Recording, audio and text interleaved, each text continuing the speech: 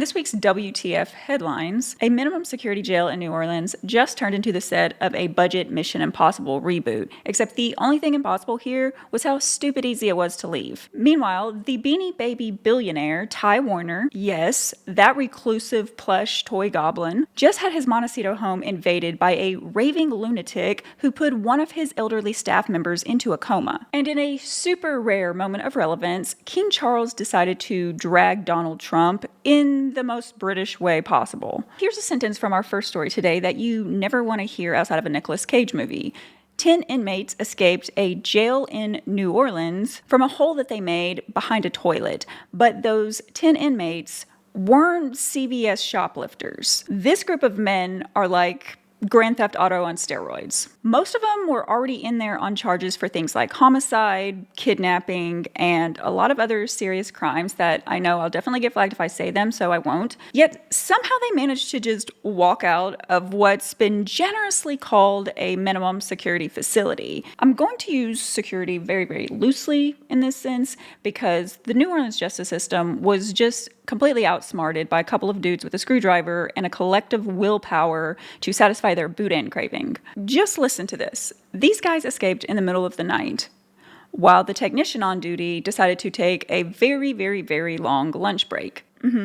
Yeah, a technician, not a guard, not a correctional officer, a technician. And I'm not sure what a technician means, but I'm pretty sure that they shouldn't be in charge. So while this technician was out doing God knows what, actually, we do know what, and we're going to circle back to that. Okay, so not only was this technician gone on a lunch break in the middle of the night when these guys escaped, but no one even noticed that they were missing for a full 8 hours. I'm not kidding. Like, that's a good night's sleep. That's Beyonce's Coachella set twice. You could probably fly to Paris and eat a croissant, come all of the way back in that span of time. The inmates, who are now unofficially known as the D Block 10, yanked open a broken cell door, removed the sink in the toilet because the water had been shut off. They cut through steel bars and crawled through this makeshift tunnel, scaled a fence, then they sprinted across Interstate 10 like it was the end of Shawshank, Creole edition. And naturally, they left some graffiti for the highlight reel. This is the picture that's been shared around, and you can see up here where someone wrote "too easy, LOL," like literally taunting the police. I mean, what police? They're clearly not on duty. And then on the other side, it says "we innocent," which, yeah, I think all of that did summon the grammar police, if nothing else. And they are in a jail, not a prison. So technically, some of them could be innocent because they've not been proven guilty yet on some charges. But jailbreak, yeah, you're not innocent after that, unfortunately. You know, the officials always need something to blame in these instances, just not themselves.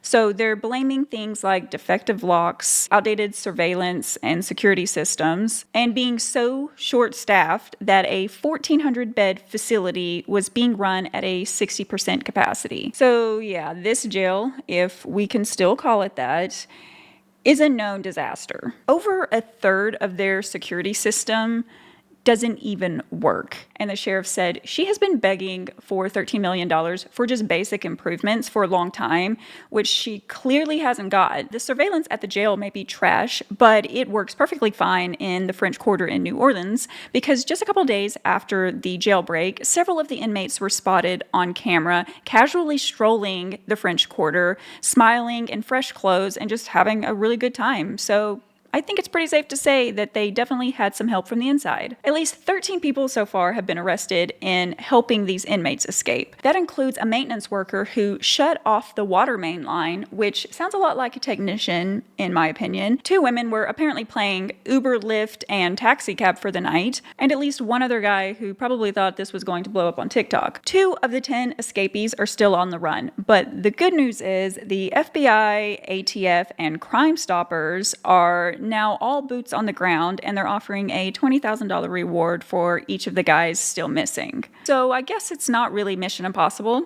It's more, oops, we did it again, thanks to the American justice system that's being held together by little more than duct tape. But Louisiana isn't the only state where correctional bars are more or less optional. In the great state of Arkansas, right now, The Devil in the Ozarks isn't just a Hulu documentary anymore, it's literal breaking news. Grant Hardin is a convicted rapist and murderer and was the subject of Hulu's documentary called The Devil in the Ozarks. And I guess he wanted to add real-life Prison Break to his IMDb credits, turning a maximum security nightmare into True Detective Walmart edition. Apparently, here in the natural state, all it takes to escape a maximum security facility is a bootleg badge, a Dollar Tree cop costume, and a certain level of confidence that you really only see in mediocre white men and failed authority figures. This guy's both. Do y'all remember when Nickelback sang, "Prison gates won't open up for me"?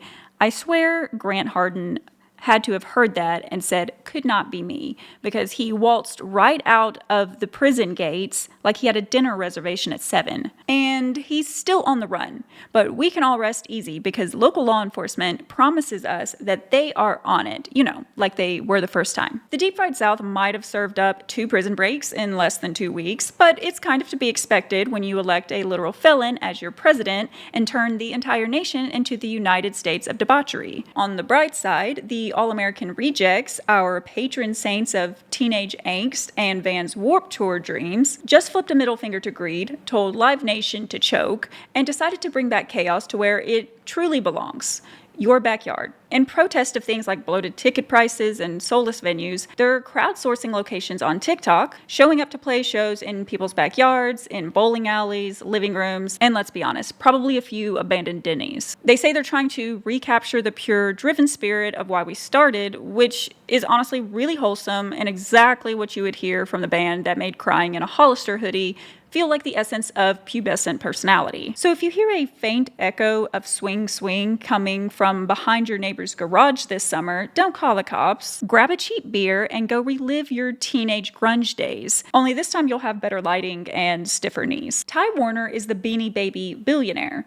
He's also the man who convinced suburban moms and eBay scalpers that polyester pellets were a sound investment and somehow convinced all of us that a tie-dye bear was going to pay for our college. And now that guy is back in the headlines. But it's not because someone found a mint condition Princess Diana bear hiding in their attic.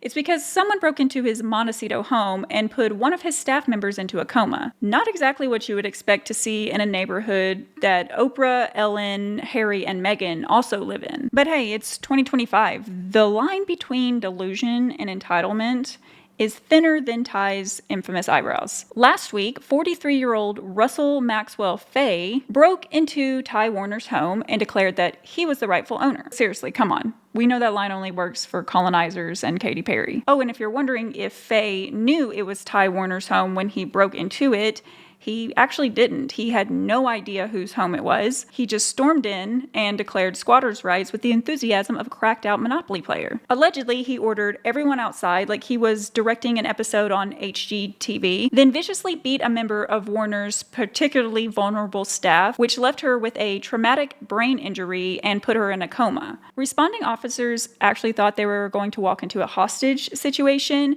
but by the time they got there, Fay had barricaded himself in the upstairs bathroom like he was a toddler caught drawing on the walls. And because the story couldn't settle for like a normal amount of insanity, he also jumped from a second-story window and tried to make a run for it. He did not stick the landing. Apparently, this was not Fay's first rodeo. It could have been a second, but his rap sheet already included things like stalking, harassing, kidnapping. He completely menaced his estranged wife and child from across state lines, which didn't do him any favors. This guy is a former combat soldier who was never deployed. At one point, he was also featured in a mental health magazine for vets. After the latest events, he was charged with attempted murder and given a $1 million bond. But honestly, that feels kind of low, considering the amount of trauma he inflicted. Meanwhile, Ty Warner, who was actually home at the time and left completely unharmed, has remained as silent about all of this as one of his bean-bellied friends, which is honestly fitting for a man who's the human version of a holographic Charizard, expensive, elusive, and somehow remains unscathed. Let me remind you how Ty Warner once stashed more than $100 million in offshore accounts and evaded the IRS for years, and when he was finally caught, he only got 2 years of probation. Then in 2021, he was sued by his ex-girlfriend for suffering years of alleged abuse. And he managed to settle that case quietly out of court while the public was still arguing about how to pronounce Ty. So yeah, this house already had demons. Faye just brought a few more. But hey, on the bright side, in a first of its kind discovery, scientists in Japan have recorded conversation and communication between plants. I'm talking no crystals,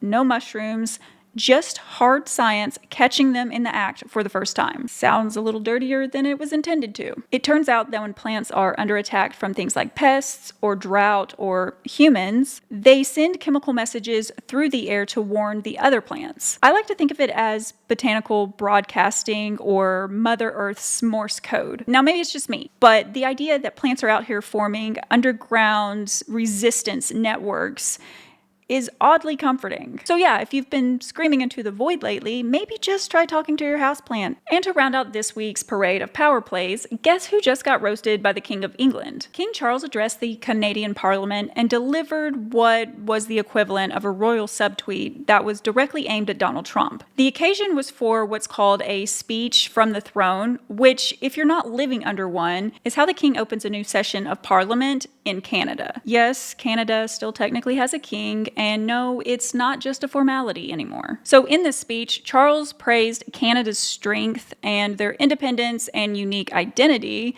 but then he slipped in the line, "The true North is indeed strong and free." He did deliver that speech in French, which I do not speak, but I took that as a loose translation of "back off, you tangerine tyrant." The king's comment was clearly directed at Trump, who's been pushing the idea of annexing Canada, the whole calling it the 51st state thing. He even referred to the former prime minister as governor, and has just generally treated the country as a free trial of America Plus. At first, a lot of Canadians and Americans just laughed it off, but that changed when the former prime minister was caught on a hot mic admitting that Trump's threats were a very real thing. So the new prime minister invited King Charles himself to deliver this speech just to make things even more awkward and un-American, which appears to be totally warranted. Trump hasn't responded directly, but he did go on Truth Social to promote his imaginary Golden Dome missile defense system. He did offer it to Canada for free, if they agree to become part of the US.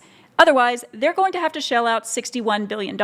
It appears diplomacy is now a pyramid scheme. In the meantime, Canada is backing away from US influence, strengthening their military ties with Europe, and shifting trade literally anywhere else. As for King Charles, he's still petty, still polite, and one sassy speech away from becoming a geopolitical drag queen. And hey, on the bright side, something quiet yet revolutionary is kind of happening in Los Angeles right now. They're called radical clothes swap, and they're not here to play those corporate greed games. No brands, no barcodes, just alleyway couture turned into high-impact mutual aid, led by a team of Latina activists with grit and some serious style. At their monthly pop-ups, you bring what you've got, take what you need, and you pay exactly $0. There's no gatekeeping, no guilt, just community in action. In the words of the group's co-founder, Janine Mansilla, "What we've created is beautiful. People expect a catch and there isn't one. This is about claiming dignity with a damn good outfit." I absolutely love this idea. And while I'm coming to you live from the front lines of cultural collabs, these women are out here proving that radical generosity isn't dead, it just doesn't have a marketing team. And neither do I. So if you want to support independent media without completely selling your soul to the algorithm, you can do things like leave a heart, maybe grab some merch, and do what you're doing right now and just keep showing up. No pressure, no expectations, but it helps more than you know.